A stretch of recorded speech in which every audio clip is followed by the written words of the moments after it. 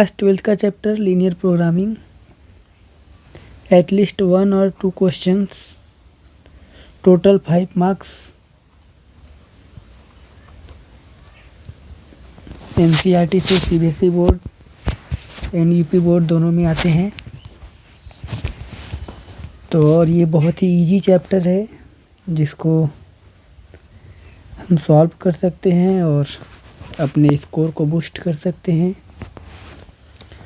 तो ध्यान से देखिए, इसको सॉल्व करने के कुछ स्टेप्स हैं, कुछ रूल्स हैं जिसको मैं यहाँ डिस्कस करूँगा। उसके बाद आप सारे क्वेश्चंस को सॉल्व कर पाएंगे। ओके, सो देखिए ये है एक्सरसाइज 12.1। इसको सॉल्व करना है मुझे। क्वेश्चन नंबर 1 जिसमें एक फंक्शन दिया है, लिखा है maximise Z is equal to 3x plus 4y। इसको हम बोलते हैं ऑब्जेक्टिव फंक्शन। ठीक है, इसको हम क्या बोलते हैं? ऑब्जेक्टिव फंक्शन बोलते हैं। लगभग सभी क्वेश्चन में ऑब्जेक्टिव फंक्शन दिया होगा। इसी ऑब्जेक्टिव फंक्शन को ही हमारा ऑब्जेक्टिव होता है कि मैक्सिमाइज करे और मिनिमाइज करे। ओके, क्वेश्चन में ऐसा लिख के आएगा जैसे यहाँ लिखा हुआ है, maximise Z is equal to 3x plus 4y। इसके अलावा कुछ कॉन्स्टेंट देते हैं। ये कॉन्स्टेंट से हमारा क्या मतलब है? ये कॉन्स्टेंट का मतलब एक कंडीशंस होता है, वो दिए होंगे। In the form of inequalities, in the form of inequality. यहाँ पे देखिए एक कांस्टेंट है x plus Y less than I equal to 4। एक कांस्टेंट ये है x is greater than or is equal to 0।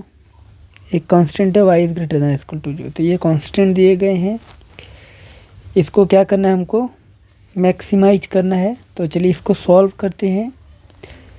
इसको सॉल्व करने से पहले आपको मैं कुछ रूल्स बता रहा हूँ जिसको आपको ध्यान रखना है। अगर आपने ये रूल्स ध्यान रखे हैं तो आप इस प्रकार के क्वेश्चंस को इजीली टैकल कर पाएंगे। बिफोर दैट इम्पॉर्टेंट क्या है?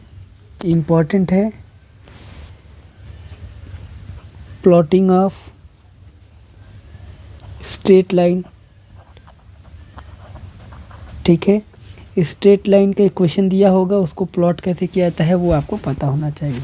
ठीक है, चलिए तो हम आपको प्लॉट करना भी बताते हैं, लेकिन उससे पहले रूल नंबर 1 क्या है, रूल्स क्या है, पहले वो देख लेते हैं। रूल्स तो जो आपको कांस्टेंट दिया होगा वो इनइक्वालिटी के फॉर्म में दिया होगा, तो क्या करना पड़ेगा? इनइक्वालिटी को चेंज करना पड़ेगा इक्वालिटी में। वेरी फर्स्ट रूल, इनइक्वालिटी को इक्वालिटी में चेंज करना पड़ेगा। Second one, plot the equality. Equality मतलब वो इक्वेशन की तरह चेंज हो जाएगा। Third one is shade the region, shade the region. ठीक है, शेड द रीजन। अब रीजन शेडेड करेंगे, शेडेड करेंगे तो हमको 2 तरीके से रीजन मिलेगा। आइदर वो बाउंडेड रीजन होगा या अनबाउंडेड होगा। आइदर वो बाउंडेड होगा या अनबाउंडेड होगा। जब वो बाउंडेड है तो उस रीजन को, बाउंडेड रीजन को हम क्या बोलेंगे? ये जो बाउंडेड रीजन है वो हमारा क्या हो जाएगा? फिजिबल रीजन हो जाएगा। उसको हम क्या बोलेंगे?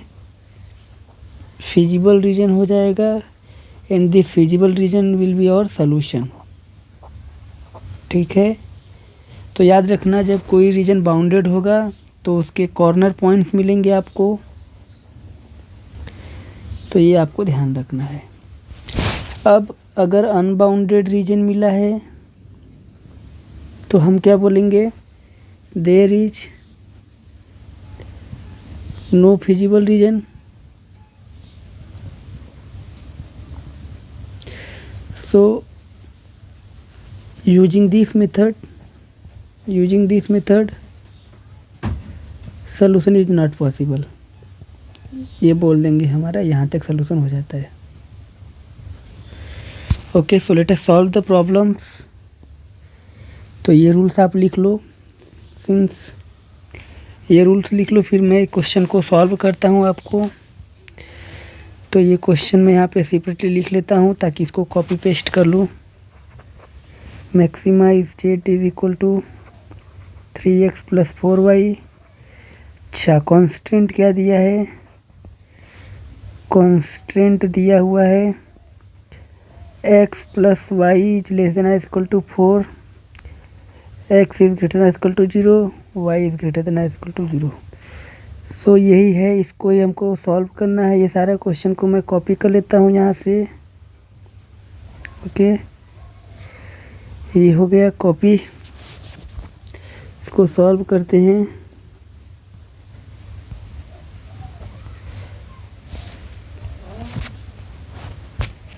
ओके,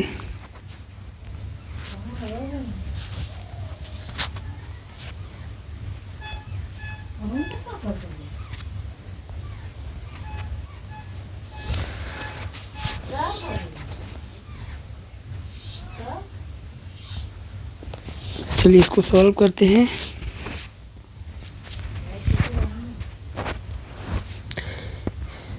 तो ये हमारा हो गया इक्वेशन. इसको मैं यहाँ पे पेस्ट करता हूँ. ये हमारा क्वेश्चन हो गया. Okay, so let us solve the problem. So पहला रूल क्या था? इनइक्वालिटी, इसको इक्वलिटी में चेंज करना है. तो ये जो दिया गया है इसको इक्वलिटी में बनाएंगे. पहले इक्वेशन को लिख लेते हैं. x + y is less than equal to 4, equation 1 हो गया. x is greater than equal to 0, equation 2 हो गया. y is greater than equal to 0, equation 3 हो गया. तो let us change these inequalities into equalities. So ये क्या हो जाएगा? x + y is equal to 4 हो जाएगा, x इज इक्वल टू 0 हो जाएगा और y इज इक्वल टू 0 हो जाएगा. ठीक है, चलिए तो प्लॉट करेंगे इस इक्वलिटीज़ को. इसको तो प्लॉट करना इजी है. x equal to 0 will be y axis, we all know that. y equal to 0 is x axis. Okay, this will be y axis and this will be x axis. तो इसको plot करना है. So to plot this we have to plot the equations. चलो इसको plot करते हैं. इसके लिए क्या करना पड़ेगा हमको? इस तरीके से x एक्सिस और y एक्सिस कार्टेशियन प्लेन हमें ड्रॉ करना पड़ेगा. तो ये हमारा x एक्सिस हो गया और ये हमारा y एक्सिस हो गया. अच्छा, इसको प्लॉट्स करने के लिए हमको क्या हो गया? पॉइंट्स की ज़रूरत होंगी. तो to plot this we need points. तो इसके लिए हम क्या करेंगे? इस तरीके से एक टेबल बना लेंगे. इसको टेबल बना लेंगे. ध्यान से देखिए, ये मेरा x ये हो गया और ये y हो गया और ये हमारा पॉइंट हो जाएगा जिसको मैं x, y के फॉर्मेट में लिखूँगा. ठीक है, तो सबसे पहला काम क्या करना है? इसमें x इज इक्वल टू 0 रख देना है. क्या रखना है? x इज इक्वल टू 0 रखना है अपने से. ठीक है, जैसे ही x इक्वल टू 0 रखेंगे तो मुझे पता चल जाएगा कि y वाला पॉइंट क्या है. तो x इक्वल टू 0 रखेंगे तो y इज इक्वल टू क्या मिलेगा? 4. देखो यहाँ पे रखो, x इक्वल टू 0 रखो तो plus y is equal to 4 हो गया. तो y की वैल्यू क्या हो जाएगा? 4. तो पॉइंट्स क्या हो जाएंगे हमारे? 0, 4. ठीक है, सिमिलरली अब हम क्या करेंगे? y इज इक्वल टू 0 रखेंगे. y इज इक्वल टू 0 रखेंगे, इसकी वैल्यू 0 रख देंगे. तो x क्या हो जाएगा मेरा? x जो हो जाएगा वो 4 के इक्वल हो जाएगा. तो ये हो गया 4. तो पॉइंट मेरे क्या हो जाएंगे? 4, 0 हो जाएंगे. So we need only these 2 points to solve the problems. तो मैं क्या करता हूँ? इसके जो कार्टेशियन प्लेन है इसके ऊपर पॉइंट्स लिखता हूँ. तो ये हमारा क्या हो जाएगा? ओरिजिन हो जाएगा 0, 0. तो मैं लेटेस्ट कंसिडर करता हूँ कि ये जो 4 है यहाँ पे और ये यहाँ पे 4 है, इसके आगे हमारा ये 8 हो जाएगा, इसके आगे चलता जाएगा, बट मुझे यही 2 पॉइंट चाहिए। तो ये जो पॉइंट्स है ये पॉइंट क्या हो जाएगा 4,0, ये पॉइंट्स क्या हो जाएगा 0,4। तो ये 2 पॉइंट्स मैंने यहाँ पे लिख लिए।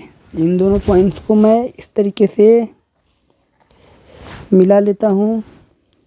इस तरीके से ये पॉइंट मिलाने से ये मेरा स्ट्रेट लाइन का इक्वेशन ड्रॉ हो गया। तो ये इक्वेशन का क्या नाम है, ये इक्वेशन है मेरा x + y = 4।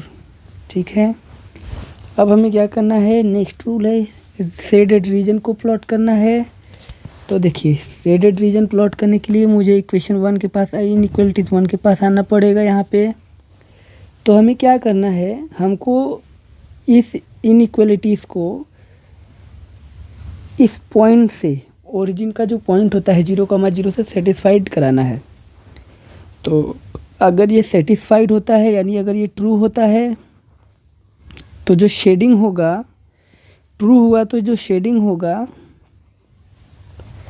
वो हो जाएगा towards the origin, towards the origin. याद रखना इस लाइन को, अगर ये ट्रू हुआ तो टूवर्ड्स द ओरिजिन शेडिंग हो जाएगा। तो चलिए रख के देखते हैं। तो x के प्लेस पे 0 रख दिया, प्लस y के प्लेस पे भी 0 रखना है, 0 रख दिया, is less than or equal to 4। तो यहाँ से देखो 0 + 0 0 हो गया, is less than or equal to 4।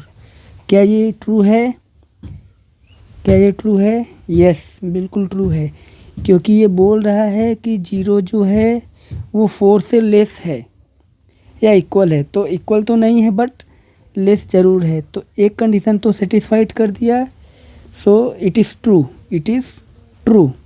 अगर ट्रू है तो शेडिंग कहाँ होगा, टूवर्ड द ओरिजिन होगा। तो चलिए शेडिंग क्या करेंगे, इस तरीके से हम कर लेते हैं। ठीक है, इस तरीके से हमारा शेडेड रीजन हो जाएगा। ठीक है, इस तरीके से हमारा शेडेड रीजन हो जाएगा। ओके, इस तरीके से हमारा पूरा इसके नीचे पूरा ये ओरिजिन की तरफ पूरा चला जाएगा। ठीक है, ये पूरा हमारा शेडेड रीजन हो जाएगा, ये पूरा शेडेड रीजन हो जाएगा। ठीक है, नेक्स्ट में हम रख के देखें तो यहाँ पे हमको ये एक बाउंड्री मिल रहा है। ये क्या है मेरा, ये मेरा है x = सॉरी, ये है y = 0 और ये क्या है हमारा x = 0 है। तो अगर आप ध्यान से देखो तो ये जो रीजन है, ये जो रीजन है, ये रीजन जो है वो इसके पास 4 कॉर्नर पॉइंट्स हैं। इस रीजन के पास कितने कॉर्नर पॉइंट्स हैं, सॉरी 3 कॉर्नर पॉइंट्स हैं। एक ये हो गया, एक ये हो गया और एक ये हो गया।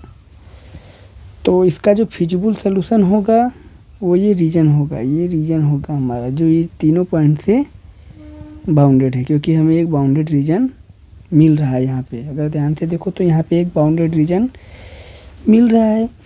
तो हमको क्या करना है, इस कॉर्नर पॉइंट्स को लिखना है, इस कॉर्नर पॉइंट्स को लिखना है।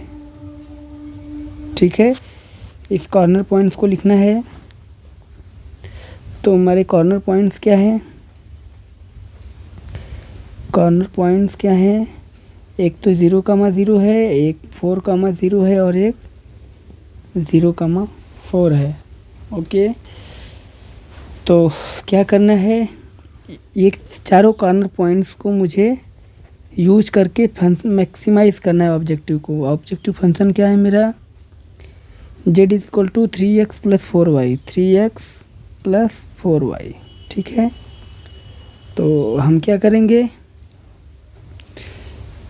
सारे पॉइंट्स को फंक्शन में रखेंगे, सारे पॉइंट्स को फंक्शन में रखेंगे और देखेंगे क्या क्या वैल्यू आ रहा है।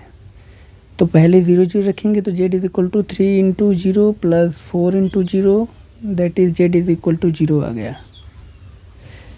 अगेन 4,0 को रखेंगे, 4,0 को रखेंगे तो क्या हो जाएगा, z = 3 × x के प्लेस पे 4 रखना है, प्लस 4 × y के प्लेस पे 0 रखना है। तो z = 12 आ गया। Very good. नाउ नेक्स्ट 0,4 को रखना है। तो जेड इज इक्वल टू रखते हैं ना 3 इंटू एक्स के प्लेस पे 0 प्लस 4 इंटू वाई के प्लेस पे 4, तो जेड क्या हो जाएगा हमारा 0 plus 16, that is Z is equal to 16।